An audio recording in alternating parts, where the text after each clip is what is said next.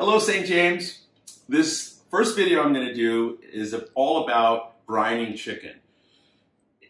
It's a little bit boring, but I promise you when you get it, you'll understand why we brine chicken. Typically, I'll brine chicken breasts, especially because they tend to be the driest, and that's what we have today. You can brine whole chickens and so forth.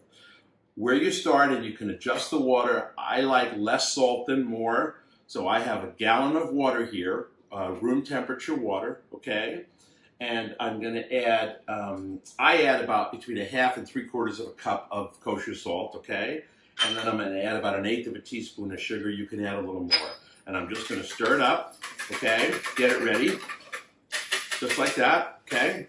Always with chicken, make sure you wash your hands. Now, the chicken breasts I have are frozen. Normally they wouldn't be. I'd poke holes in them, but these are frozen. But a lot of times we'll get it frozen, you know, or you have them frozen, so it's really easy to do because we're going to put this in the refrigerator afterwards. So this is airline chicken, which is chicken breast with a little wing bone attached to it. We're going to leave that, put that in there just one at a time. There's about 7 breasts in here, okay? And then, and again, all it is here is salt and sugar. You can put herbs, like if you have a sprig of rosemary, something like that. So all the chicken's in here. I'm now going to take this chicken and let it defrost in the water in the refrigerator, okay? Don't leave it out, okay, because that wouldn't be appropriate just for temperature-wise. Put it in the refrigerator, minimum 2 hours. And as we do the follow-up videos, you'll see what I'm talking about, how moist the chicken will be when you brine. I think it's an essential component of making amazing chicken. I brine the chicken for about 2 to 2.5 hours in the refrigerator. You can do it overnight. It'll even be more moist. I like to do it for a couple of hours because normally I do it day of. I dried the chicken out a bit. Now you can go from here just to seasoning, which would be, you don't have to pan sear this at all. You can just set it out, not like this. I would separate it more, and I'll show you later. Just put 3 or 4 so they don't touch. Season them, salt, pepper, a little granulated garlic, Italian seasoning if you like it. Roast at 350 for about 20 minutes. Check the internal temperature using a digital thermometer, 165 in the thickest portion for the breast, and you'll have perfect chicken every time. I'm going to take it a step further. I'm going to marinate the chicken now for maybe half an hour or so. And I'm just going to add some goodies. And typically I take whatever's in my refrigerator, okay? And in this case, I have a little Italian dressing.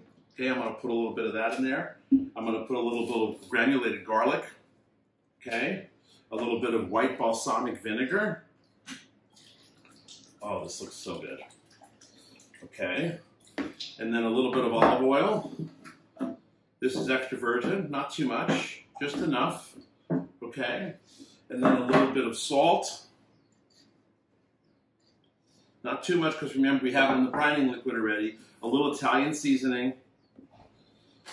And then some pepper.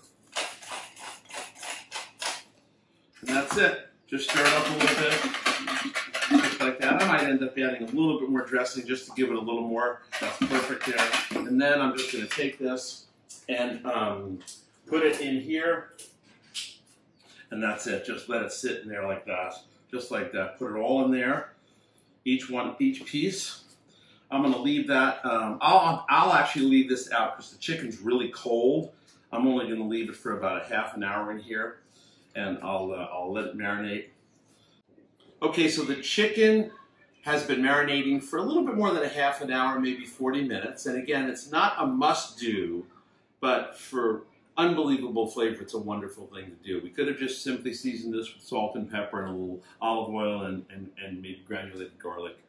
But this has so many wonderful seasonings in it now, there's no need to put anything else on top. As you can see, I've separated and spaced out the chicken breast, okay, from the thighs. I happen to defrost some thighs too. 175 on the thighs, 160 to 165 on the chicken breasts, okay? Don't overcook the breasts, very important. I separated them for that reason. These are much smaller and they'll cook quick. They'll come to temp probably faster than these will. These have no skin, these have skin on. So we'll go in the oven 350 to 375 depending on your home oven. If I was at the church, I'd do 350, but here I have it at 375, 380. It's about 350 equivalent. and I'm going to cook this for roughly 20 to 25 minutes, but I'll check the temp. It may be less than that, and I'll show you the finished product when we're done.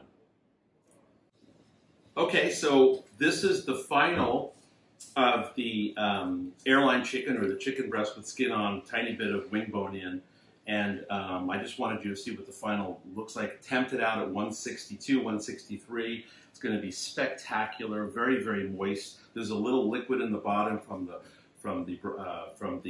marinade, which really helps a lot in the oven, and I spread out the chicken nicely. So this will make a good accompaniment to, we have roasted cauliflower here, we have brown rice over there, so anything like that works out beautiful.